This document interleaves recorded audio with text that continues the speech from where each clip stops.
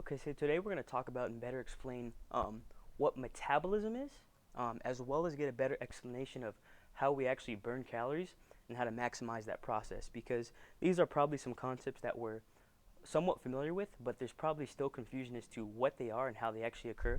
So hopefully this kind of helps make it a little bit simpler. Okay, so before we go forward about talking about how to actually burn calories, let's kind of quickly define what a calorie is. For those of us that may not be too sure as far as what it is. So all a calorie is, very simply, is energy. So when we're eating food, we're eating calories, we're eating energy. Same thing when we're burning calories. When we're burning calories, we're burning off energy.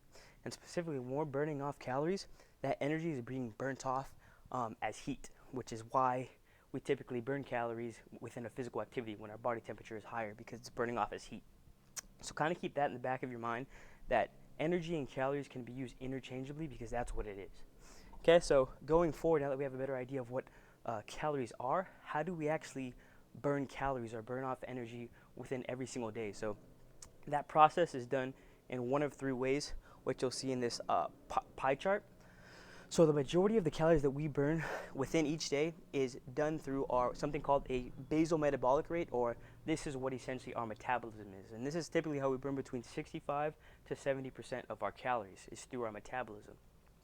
And what exactly is metabolism? Basically, to put very simply, all it is the energy needed to live. Okay, so it takes energy, it takes calories just to live. Okay, this actually requires no effort at all. So if you decided to just sit on your butt all day just to watch movies or TVs all day, you're actually burning a lot of calories just sitting there doing absolutely nothing. Okay, so it requires no effort. Um, and when we're referring to how we live, what is it that we're using energy for? So certain body structures, such as like organs, like our stomach and our intestines, our muscles, and like our brain, those are just some examples of energy that we need every single day, even without any type of physical activity.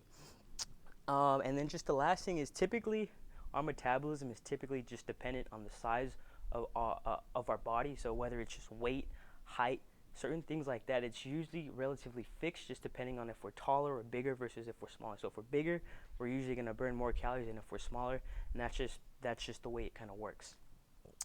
Okay, the second most amount of calories that we burn within a day is through physical activity. Okay, and this is usually just dependent on if we exercise or not.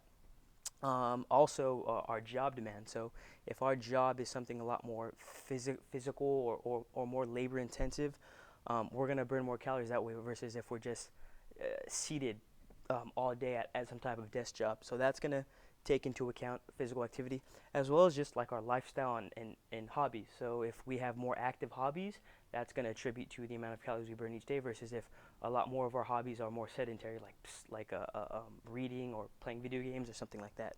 Okay, and then the final process of how we actually burn calories every day is through something called the thermic effect of food.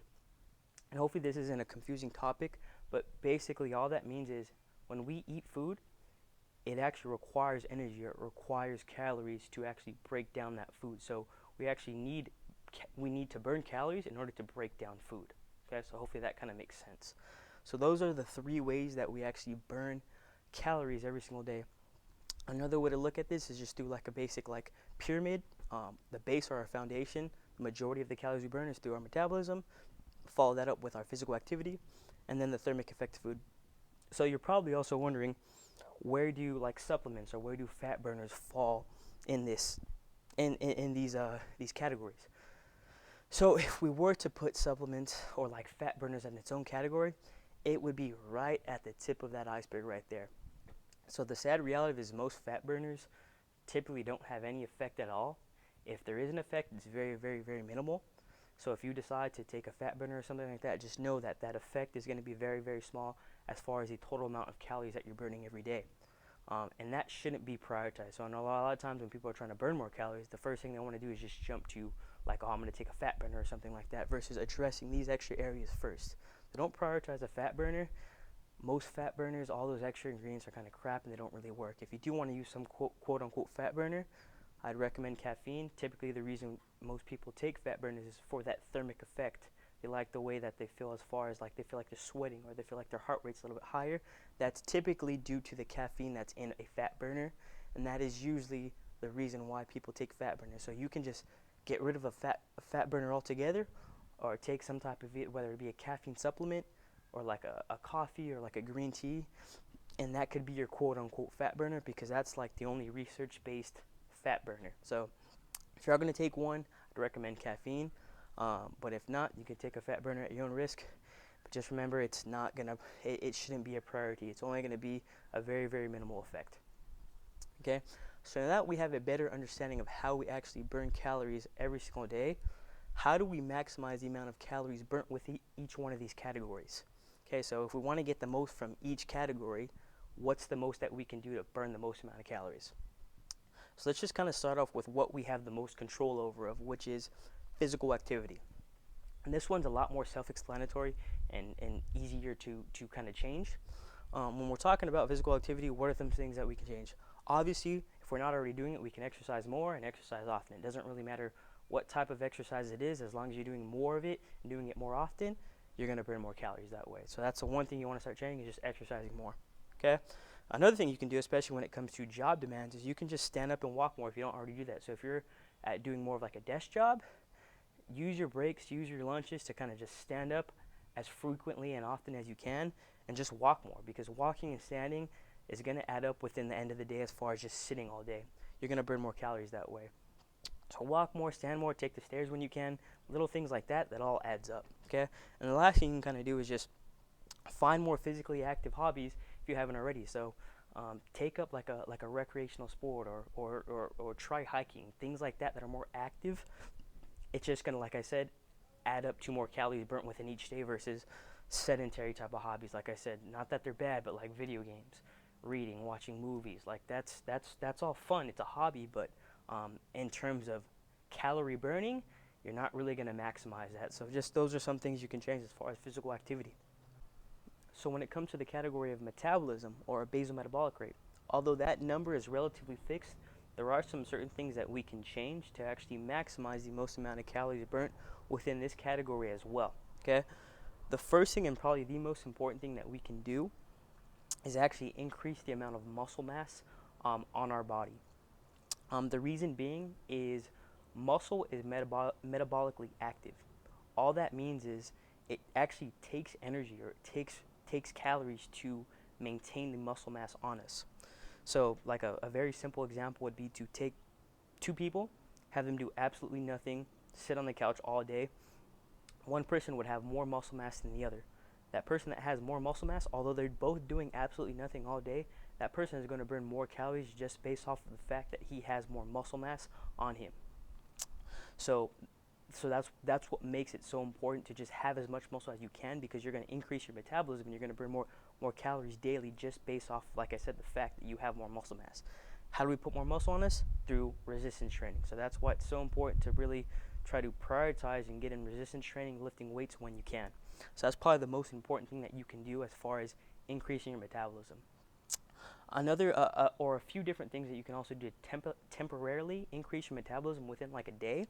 One would be to, if you are exercising, maybe take up some sort of high intensity exercise, whether that be through like some type of HIIT workout or some type of Tabata.